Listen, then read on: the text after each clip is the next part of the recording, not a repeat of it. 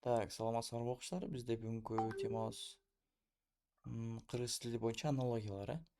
Эми биз баарыбыз эле билебиз, негизи буга чейин өзүбүз да үйрөнгөнбүз. То, что кыргыз тилинде бизде деген синонимдик байланыш, антонимдик байланыш депчи, мисалы. Бирок андан тышкары биз өзгөчө байланыштар бар да, мисалы аларды кантип аныктасак болот да, мисалы.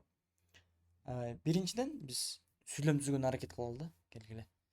Биринчиден мисалы эмне кылайлы дедик? Сүйлөм түзүү.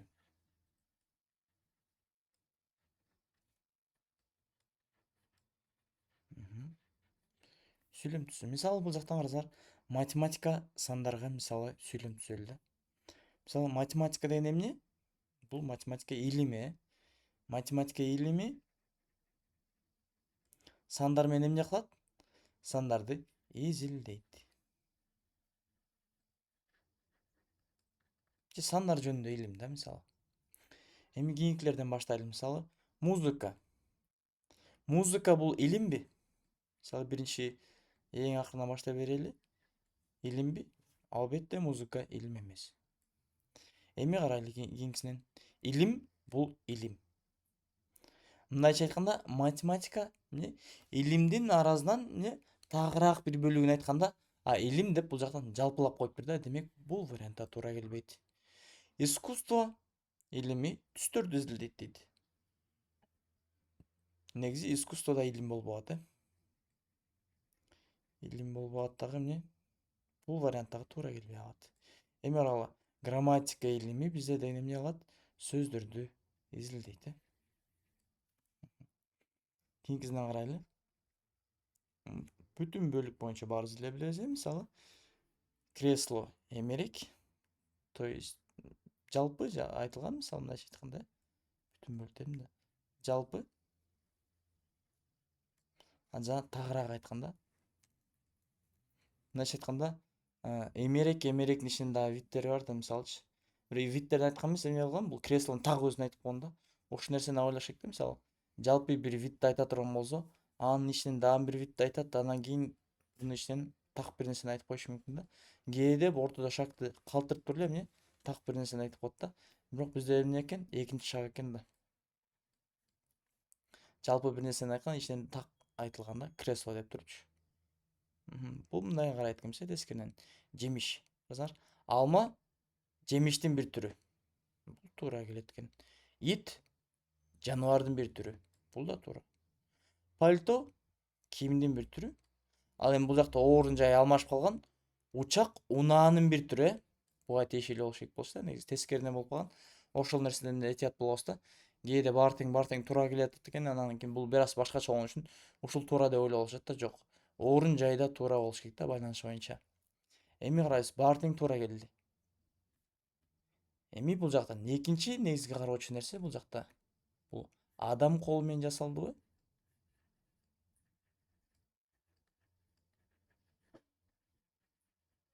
Же табият тарабынанбы? Табият тарабынан. Эми аралы эталондук жупта эмне деп турат? Кресло эмерек ким тарабынан жасалган? Адам тарабынан жасалган, Анда алма жемиш бизде деген болбой калат, Себеби ал табияттан жасалган. Ит анда табият жасайт. Адамдын колунан эмне келет? Пальтону жасап коюу колунан келет. Кийинкиси. Гитара кыл. Бүтүн бөлүк да. Эми ушул учурда көп адашып калат да, мисалы карасаңар, клавиатуранын бир баскыч, то есть бир бөлүгү баскыч, имараттын бир бөлүгү кабат, барабандын бир бөлүгү таякча, дараяктын бир бөлүгү жалбырак да. Эми ойлонобуз да, мисалы, кандай бүтүн бөлүктөр депчи. Мисалы гитаранын өзүндө жабышып турган нерсе эмне? Кыл да. Туурабы? Жабышып турган нерсе. Ушул учурда биз бул вариантты чийип салабыз. Барабан, таякча деген вариантты болбой калат да, потому что бул барабан өзүнчө турат, анан таякча өзүнчө турат да. Ошол себептен болбой калат. Ал эми кийинкисин көрө турган болсок, мисалы, имарат кабатты талдайлы да. Кандай болуп калат? То есть бизде имарат бар. Имараттын бир бөлүгү кабат эмес, негизи. Имарат өзү кабаттардан турат да. Бир кабат, экинчи кабат, үчүнчү кабат, төртүнчү кабат депчи. Эми элестетке, мисалы, кабаттарды жок кылып алып салсак, эми имарат өзү калабы? имарат өзү калбайт, ошондуктан бул да жооп катары эсептелинбейт. Бул жакта карасак, мисалы гитаранын 1 бөлүк кылды алып койсок, гитара боюнча калат, бирок функциясын аткара албай калат да, ошол эле нерсе да. Эми мисалы карагыла, дарак, жалбыракты карайлы. Дарактан мисалы жаңы эле ойлонсок, 1 бөлүгүн алып салсак ал ошо боюнда калат дедикпи? Дарак, жалбырагын алып койсок, эмне болот ал? Дарак боюнча калат, бирок дагы эле функциясын аткара берет да, негизи дарактынчы. Ошондуктан бул да болбойт да. Бизде эмне айтып атпайлыкпы? Гитаранын 1 бөлүгү анан кийин функциясын аткара албай калат дедикпи? Кылын алып салсак. Мына клавиатура, клавиатура кнопкаларды, баскычтын кнопкалары да. Кнопкаларын алып салсак, ал эмне? Өзүнүн функциясын аткара албай калат деген нерсе. Эми кийинкисинде жамгыр, сел. То есть себеп натыйжа экен да. Себеби эмне? Жамгырдын көптүгүнөн эмне? Көптүгүнөн эмне пайда болду? Сел пайда болду да. Тем более буларды биз бир нерсеге каяштырсак болот, мисалы. Карагыла, шамалдан торнадо пайда болду деген туура эле. Кар себебинен муз пайда болду деген туура эмес, себеби бул жака кар, анын жанына дагы суу деген нерсе керек да. То есть эки нерседен жаралат да, ушул нерсени да карайбыз. Бир нерседен жаралды. Бир нерседен. Үчүнчү пунктубуз бизде. Бир нерседен же эки нерсенин ортосунан да, мисалы. Ортосунан жаралган нерсе. Итак, карайлы мисалга. Жамгыр бир эле нерседен, то есть сел бир эле нерседен жасалган, жамгырдан. Итак, торнадо, аны токтотуп турайлы. Муз. Муз пайда болуш үчүн суук болуш керек, анан суу болуш керек да, негизичи. Даже кардын деле тиешеси деле жок негизи. Ошондуктан бул туура келбейт. Эми күн ысыктык дейт да. Эми күн болушу мүмкүн, күн ал күн болсо муздак болушу мүмкүн, ысык болушу мүмкүн да. Ошондуктан бул да себеп натыйжага да жарабайт. Эми карайлы. Эки вариант калды да. Жер титирөө, цунами. Эми карап тургула, негизи физиканы окуй турган болсок, бул жакта да мисалы мындай деген нерсе бар да. Сөз байлыгы да керек болот да бизде дегенчи. Сөз байлык. То есть 11 жыл бою окуган нерсеңерди текшерет да баардыгын бир учурдачы. Торнадо кантип пайда болот негизи? Торнадо шамал, ысык шамал, муздак шамал деп коюшат мисалы. То есть ысык аба менен муздак аба экөө бири бирине кагышканда ошондо торнадо пайда болот да. Мындан негизи муздак шамалдар кагышканда пайда болбойт деле. Ошол себептен эки нерсенин ортосунда болбоду, мисалчы, эки шамалдын кагышкан себебиненчи. То есть бул дагы вариант болбой калат. Эмне? Жер титирөө болду, бир эле нерсе болду, жер титирөө себебинен цунами, то есть суу көтөрүлүп кетти да бийиктикке. Ошол себептен жер титирөө, цунами вариант. Кургак момдоп. Мындайча айтканда, антонимдик варианттар билебиз, антонимдик байланыштар. Кургак суу. Эми бир эле вариант көрсөтөбүз. Ысык, муздак. Бул экөө эмне? Синоним болгон үчүн бул вариант келбейт. Биз антонимдерди карабадыкпы? Кызыл, жашыл. Экөө антонимби? Жок. Экөө антоним эмес, экөө подвидтер, мындайча айтканда. Бир жалпы бар. Жалпынын ичинен экөө эмне кирет? Түрлөрдө жалпынын бир түрлөрү. Түстүн бир түрлөрү кызыл, түстүн бир түрү жашыл. Бирок экөө эч кандай бири-биринин антоними эмес. Салкын, суук. Бул эмне болуп атат? Күчөтмө даража, күчөтмө. Башында салкын болду, анан кийин андан дагы суугураак болгондо бул суук болуп калды деген нерсе да. Башка эле бир эле жооп вариант келет. Ысык, муздак, антонимдик вариантта. Эми негизи мисалы силерде деген талдоодон проблема болсо, эң эле окуруш болгондор чип салыш керек да, мисалы келгиле көрөлү да. Бычак кесүү. То есть бул ал нерсенин функциясы да. Бычактын функциясы эмне? Кесиш керек, кесүү жөнүндө. Анда текшерип көрөлү. Калемдин функциясы жазуу, депкирдики сүзүү, күрөктүкү казуу, кулпунуку бекитүү. Баарыңкы туура келип калды. Эми дагы бир нерсени карайбыз да, мисалы буга чейин биз эмне дедик? Адам тарабынан, жаратылыш тарабынан депчи. Бирок карап турсак, баары тең эле эмне болуп калган? Адам тарабынан жасалган да. Андай болсо биз 5-чи пунктту орун жайын карайбыз. Жайгашкан жайы дейчи. Жайгашкан жайы. Жайгашкан орду.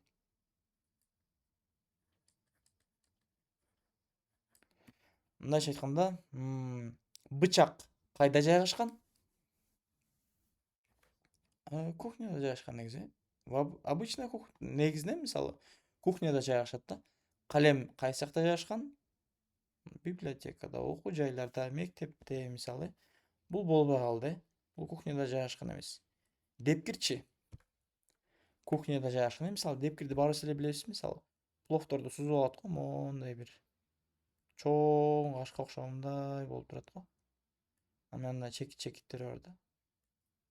Тештери бар. То есть пловду сузуп алганда ичинде майлар агып кетти деп сузуп алуу үчүн эме да. Өзү да жалпак болот да мындай. Күрөк казуу. Күрөктүн функциясы эмне? Казуу болгон. Бирок бул деген эмне? Кухняда турбайт. Депкирип турат. Бул вариант туура келген эми анык эле болду негизи. Кулпу бекитүү, эми кулпу деген сыртта турушу керек же эшикте турушу керек мисалы. Бунун дагы жообу туура келбей калды. Кухняда турбайт бул дагы. Демек эмне болду? Өзгөчө учурларды карайбыз да, мисалычы. Биз силер билесиңер, мисалы, буга чейин антомимдик байланыш, анын бүтүн түрлөрү, мисалы, бүтүн бөлүктөр элечи. Анын баарын карап отургандан ордуна карагыла. Өзгөчө учурларды мен силерге көрсөтөм да. Биринчи сүйлөм түзүү. Экинчи, мисалы, адам кол мененби же табият тарабынанбы? Же болбосо, мисалы, бир нерсе, ал иш аракет бир нерседен жасалганбы же эки нерсенин ортосунан жасалганбы? Эми төртүнчү силерге сөз байлык керек болот. То есть терминдерди билүү да. Термин деп жазып коелу. Ошол себептен мисалы китепти көп окугула деп айтат да. Мисалы көбүрөөк сөз окуйм дей билем дей турган болсо, мисалы Узак жол, Сыңган кылыч деген китептер бар го. Кыргызстандын тарыхы жөнүндө мисалычы. Ошолукта колдонулган сөздөрдүн окусаң, мисалы жаңы сөздөр пайда болот, окуй бересиңер. Анан ошону заметке жазып алып туруп эле же мугалимден сурайсыңар, же досторуңан сурайсыңарбы, чоң ата чоң ападан сурайсыңар, мисалы алар билет да. Же болбосо жок дегенде Google же ChatGPT бар да. Азыр ChatGPT баарын кылган билет да, почтичи, мисалычы. ChatGPT'ни туура колдонууну үйрөнүш керек негизи. Получается, могу мисалы основной пункттарда. И получается, мисалы силер эгерде мен айтып аткан пункттарды туура жана так колдонгонду билип алсаңарчы, примерно 20%ке көбөйөт да результатыңарчы. Аябай жакшы болот. Мисалы 20 болсо барып 24-23 барасыңар. 25-27 барат да. Итак, велосипед педаль да. То есть бүтүн бөлүк кene. Бүтүн бөлүк. Автоунаанын бир бөлүгү руль, кеменин бир бөлүгү парус, учактыкы канат, поезддин. То есть бул бир бөлүгү болбой калат э. Карасаңар, мисалы, эки талдоо болуп калды уже. То есть получается биринчи талдоо менен биз көргөздүк. Бир аналогияны келтирдик, экинчи аналогияны келтириш керек. Эми карап тургула. Отличниктердин ката кетирген себеби бар го. Эки аналогиядан да нары чукуй берет, эмне байланышы бар, ана мына депчи, мисалычы. Анчалык ашык кароонун эч кандай кажети жок. Биз эмне кылабыз? Эки туурасын эле карайбыз да, мисалычы. Эки окшоштук менен эле карасаң, мисалы ошол жетиштүү болот. Ашыкча ойлонуп бардыңбы, демек ошол ката деген нерсе да. Отличниктердин проблемасы ошол. Мисалы, велосипед педаль, велосипедди кантип башкарабыз биз? Педаль аркылуу, ким башкарат? Адам башкарат да. То есть адам тарабынан же жаратылыш тарабынан башкарылабы деп эстебедик беле, мисалычы. Адам тарабынан экен, Учак, канаты кантип башкарылат? Канаты негизи башкарылбайт эле, канаты жөн эле бир ордуна турат да учактыкы. Минтип кыймылдабайт э. Ошондуктан башкарылбаган үчүн бул алып салабыз. Эми парус руль дейт да. Кайсынысы адам тарабынан башкарылат? Албетте руль. Себеби парусты эмне? Шамал каакка үйлөсө, табият тарабынан да ошол жакта көздөй кете берет кеме. Мындайча айтканда, азыр уже көрдүңөрбү, адам, шамал, баардык нерсе уже пайда сыйып баштады да. Китепкана, китеп. То есть бул китептин жайгашкан жайы получается да. Кандай болуп калат жобу?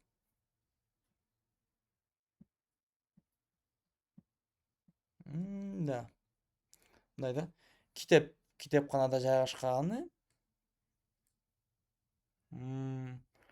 талдап чыгайлы да, мисалы чогуу.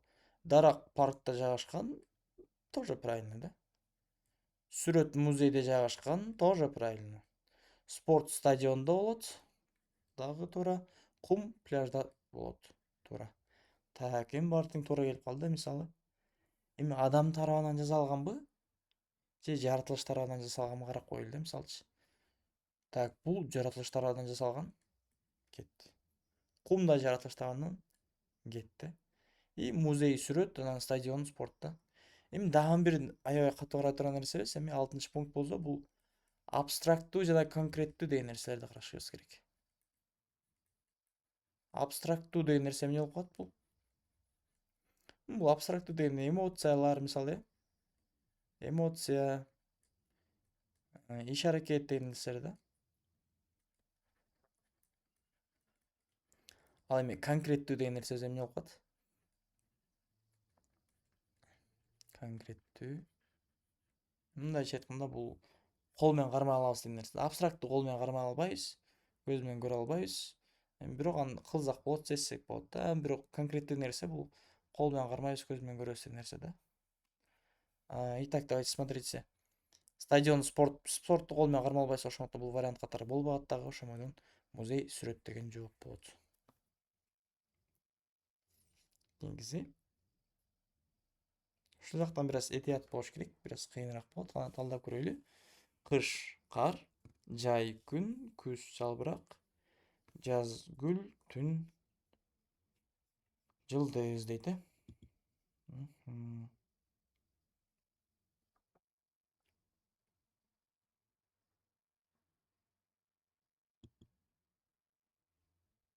Так, кандай болуп калат?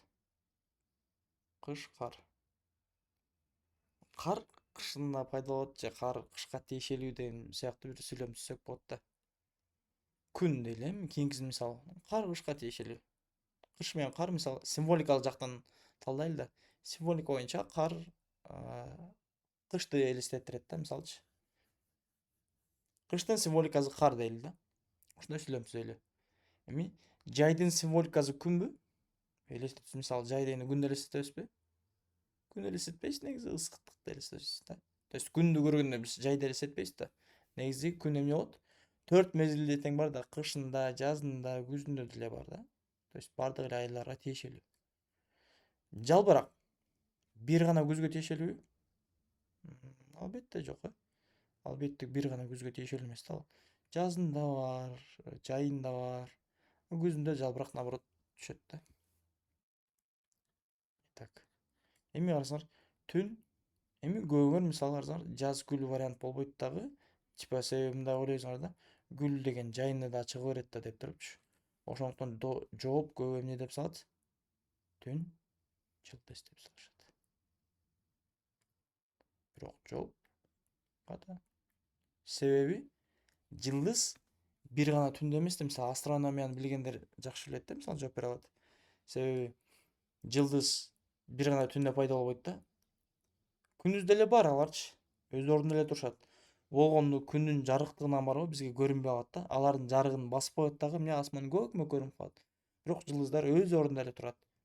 Жылдыздар кыймылдабайт да, жок болуп кетпейт, бар болуп кетпейт, то есть ар дайым бар боюнча турат да. Ошондуктан бул да болбойт. Ал эми гүлдүн символикасы, гүлдүн пайда болушу бул жазга тиешелүү.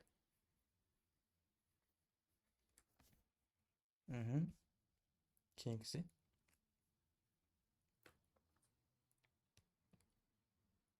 Скульптура кескич.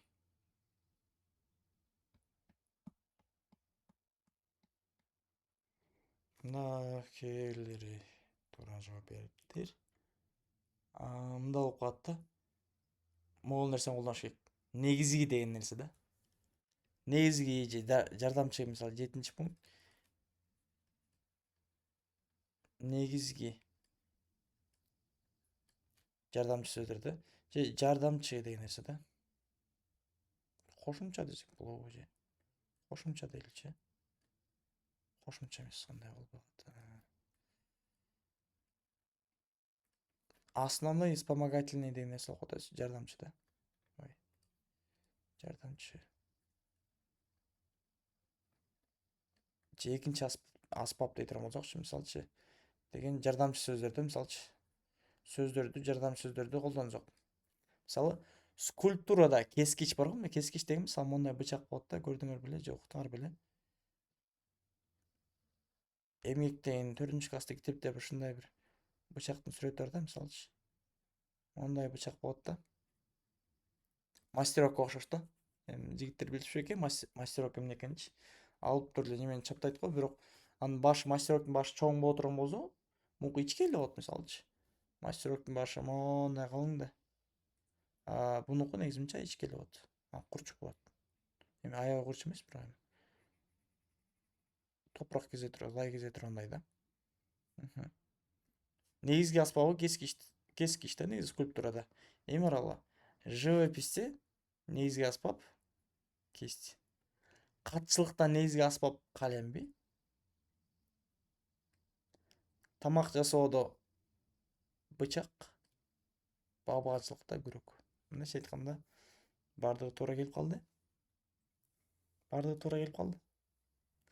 Бирок эсиңерде болсо эми кайра орун жайды эстейли да. Же орун жай, же адам тарабынан аткарылган депчи, мисалчы. Орун жай. Эми жансыз болгон нерсе бардыгы, демек орун жайды эле эстей берели. Орун жай эмне кайсы жакта жайгашкан? То есть скульптура, кескич дегендердин баардыгы эмнеде жайгашкан? Бул искусствода жайгашкан. Искусство. Катчылык калем бизде искусствобу? Жок, искусство эмес, бул гуманитарий.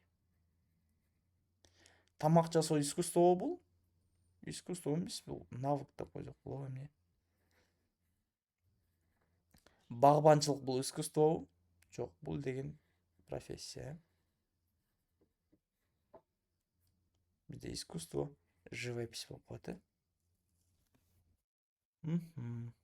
Кийинкиси талдап көрсөк. Ноябрь, декабрь. Мындайча айткан экен, ноябрдан кийин кайсы ай? Декабрь, ирет байланыш экен да. Эми карагыла. Ирет байланыш деген иреттин да жазылышын көрүп алгыла. Ирет деп окуган менен, эки менен окуган эмес менен эмне? Ирет деп жазылат. Грамматикада кайсы бир жала ушул суроо келип калганда кайсы сөздөр туура жазылган депчи. Ирет дегенде эки менен көп белгилей алышкан да. Иреттин жазылышы бир менен жакшылап жаттап алгыла.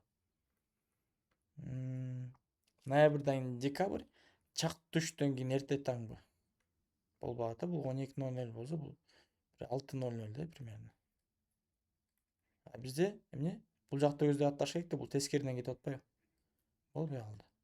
Ишембиден кийин жекшемби болот, бул туура келип атат. Оң тарап, сол тарап. Оң жак, сол жак. Карасаңар, мындайча айтканда бул эмне? Ирет болгон жок. Жалпы бир нерсенин, мисалы, тараптардын бир нерсесин бөлүктөрүн айтат да, оң тарап, сол тарап деп тур эле.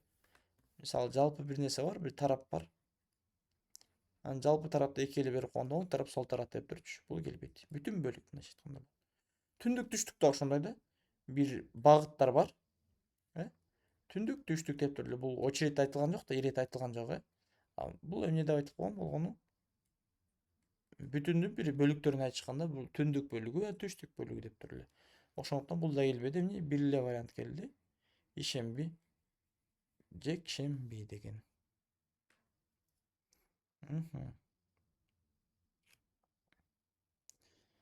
Так, эмне дейт? Жазуучу, жазуу. Эми жаңы эле айтпадым эмес беле, мисалы силерге негизги же ар дайым же эч качан деген, мисалы ошонун арасындагы жардамчы сөздөрдөн кайсыларды колдонобуз? Жардамчы сөздөр.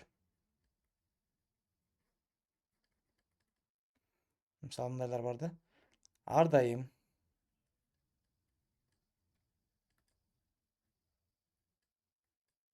эч качан, кээде деген сыяктуучу. Мисалы, жазуучунун иши эмне? Ар дайым жазуу, Ар дайым. Же бир гана.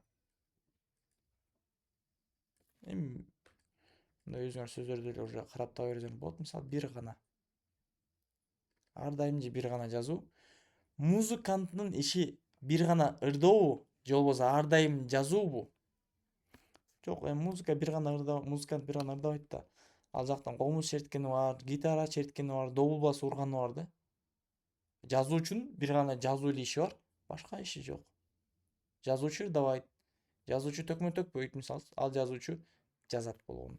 Ошондуктан бул Туура келбей калат. Ашпоз. Ашпоздун эмне иштери бар? Ашпоз идиш жуйбу. Ашпоздун идиш жубайт да. Повар да мындайча айтканда. Отель Элеонда көрдүңөр беле, ошол жакта мисалы поварлар только тамак жасайт, бул идиш жуй турган башка адамдар бар да негизи. Ашпоздун иши бир гана тамак жасоо. Бир гана же ар дайым да. Ар дайым тамак. Бир гана тамак жасоо. Туура келди бул. Эми атлет. Атлеттин бир гана иши бул чуркообу. Кандай атлеттер болушу мүмкүн? Карасаңар бул жактан да эмне? Бизге деген сөз байлык керек болуп атат да. Атлет деген ким өзү? Физикалык соревнованияларга катышкан адамдар да, мисалычы. Жеңил атлет деген бар, оор атлет деген бар. Мисалы жеңил атлеттер эмне? Чуркайт, секирет, дагы бир нерселерди кылат да. То есть чуркайт, секиретти уже башка вариант айтып койдум, көрдүңөрбү? Эми атлеттин ичинен оор атлеттер бар, эмне кылат алар? Штанга көтөрөт, темир көтөрөт, ушундай сыяктуу да. То есть мындайча айтканда бул вариантта туура келбей калды.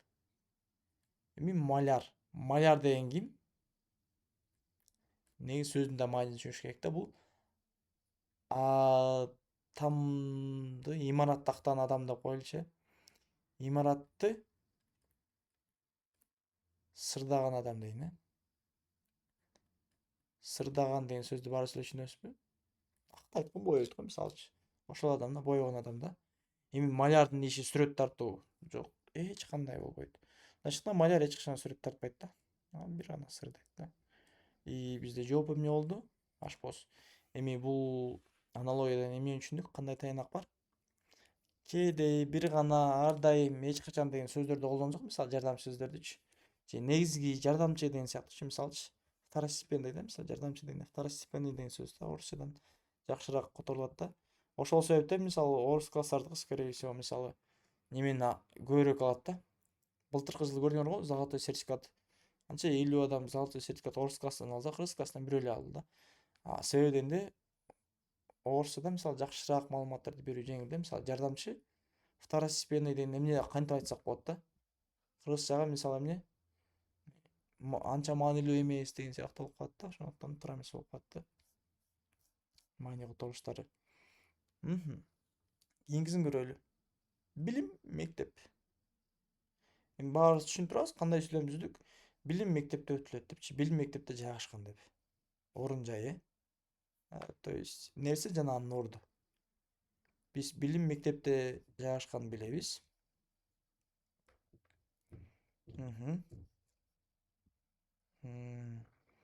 Спорт залда жайгашкан, туура.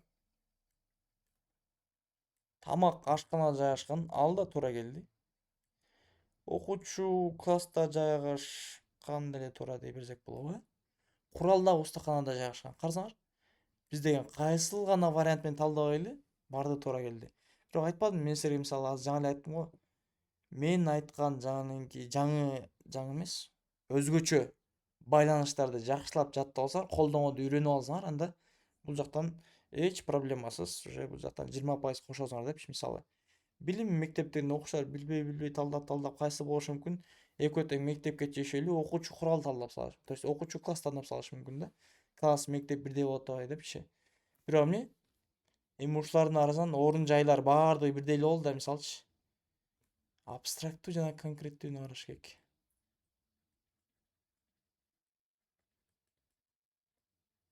Билим бул кандай нерсе бул?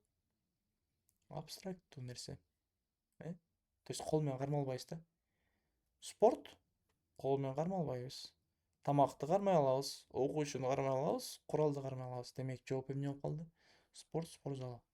Көрдүңөрбү, азыр жаңы үйрөтүлгөн нерсени эле уже колдон көтөрсөңөр уже иш жүзүндө чыгып кетет.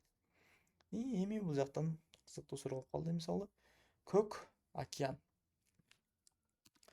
Океанды көктүгүн кантип билебиз да, мисалчы? Кармап билебиз. Мисалы бул жактан эми мындай нерсени колдонуш керек. Адамдын сезүү органдары. Адамдын сезүү органдары. Сезүү органдары.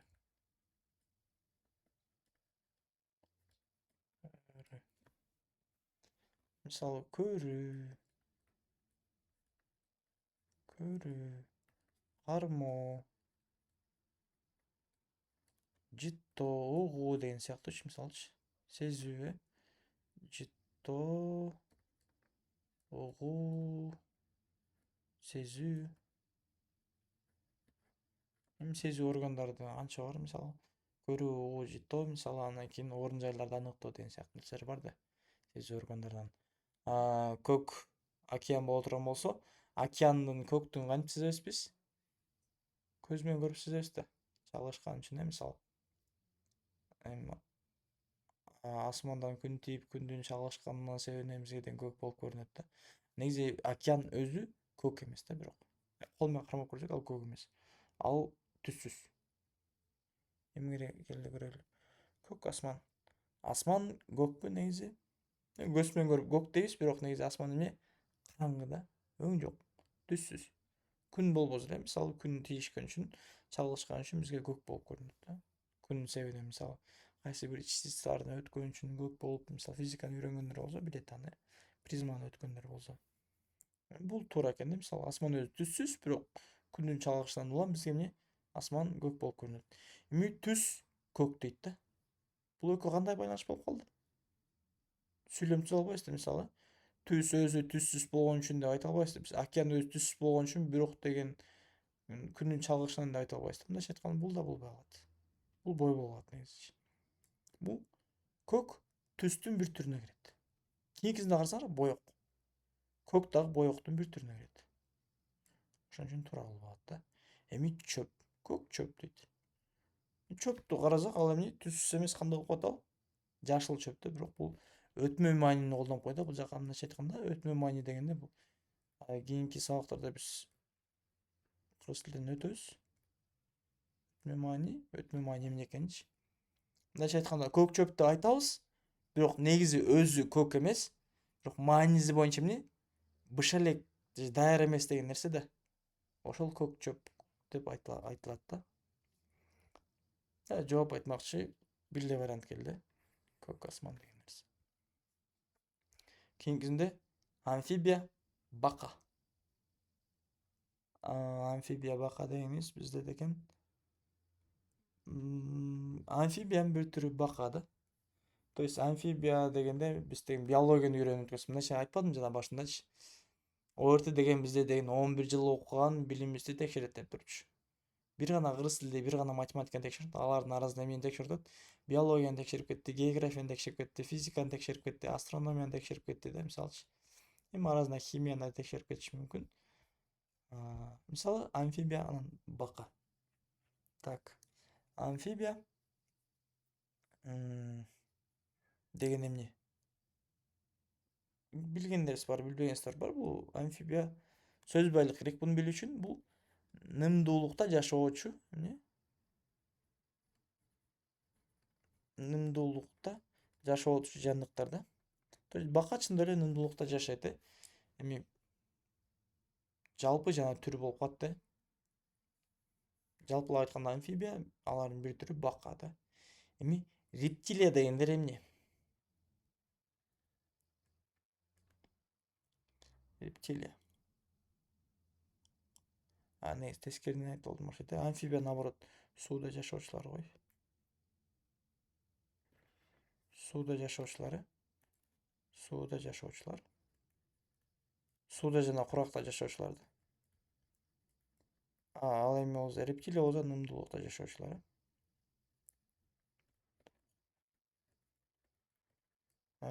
Же болбосо мисалы рептилия эмне экенин жаттап алайын десеңер, мисалы карап чыксаңар, рептилия деген ал мындай болот да. Көздөрү мындай сызык болот го. Ошолор рептилия болуп эсептелинет да. Мындай болгон нерселер. Эми мышык рептилия болбойт, ал сүт эмүүчү болуп калат ал. Себеби көзү мындай болуп кеткен нерсеси ал башка нерседен. Өзүнүн эмеси да. Денесинин өзгөчөлүгү десем болобу? Так, жылан, акула рептилиябы? Нымдуулукта жашоочу? Жок, акула сууда жашоочу да. Бул болбой калат. Жылан нымдуулукта жашоочу, бул туура. Бүркүт нымдуулукта жашайбы? Нымдуулукта жашабайт. То есть мындайча айтканда ал деген эмне? чымчыктардын түрүнө кирет да, мындайча айтканда рептилияга кирбейт, амфибияга кирет, чымчыктардын түрүнө кирет. Биологияны окуган болсоңор эсиңерде болсо, мисалы барыбыз эле окуйбуз да, бирок эсте окшойт да. Рептилия арстан, эми арстан деген сүт эмүүчү да. Бул да болбой калат да. Бул да вариант катары кетип калат. Эмне бир эле вариант бизде рептилия жана жылан болуп калды. Эми карагыла, бизде бул жакта суроо турат, көрүп атсаңарбы? Мен силерге буну тапшырма катары таштап коем. А пока у нас могулдар боюнча бүттү. Эми кааласаңар немеге группага жөнөтөрүм могу жазуулардычы. Жаза берсеңер, анан сурасаңар, жөнөтөрүм. А на сегодня урок окончен. То есть бүгүнчө сабак бүттү. Саламатта болгула.